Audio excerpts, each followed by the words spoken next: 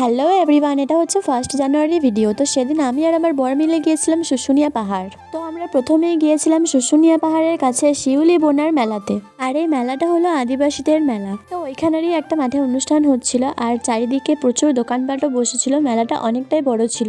আর এই মেলাটা কিন্তু শুধুমাত্র একদিনই হয়। আর এই পুরো মেলার মধ্যে আমার সব থেকে ইউনিক লেগেছে ওনাদের হাতে তৈরি করা গামছা আর সুন্দর সুন্দর জামা কাপড়গুলো, যেগুলো ডিজাইন ছিল অসাধারণ।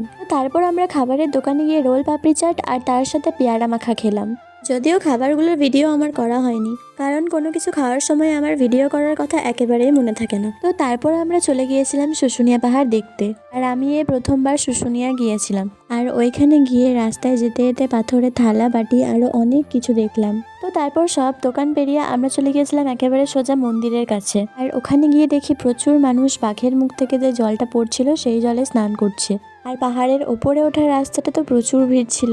তো তারপর আমরা ভালো করে চারপাশটা ঘুরে নিলাম। তো সেই দিন বছরের প্রথম দিন ছিল বলে হয়তো এতটা ভিড় হয়েছিল। তারপরে আবার পিকনিকের সময়, আর এত ভিড়ের জন্য পাহাড়ে আমরা একটুও উঠতে পারিনি। আর আমার পাহাড়ে ওঠার খুব শখ ছিল, তাই জন্য প্রথমে একটু মনটা খারাপ হয়ে গিয়েছিল, তারপরে আবার ঠিকও হয়ে গিয়েছিল। তো তারপর আমরা সব মন্দিরগুলোতে গিয়ে সমস্ত দেবদেবীদের দর্শন করে নিলাম।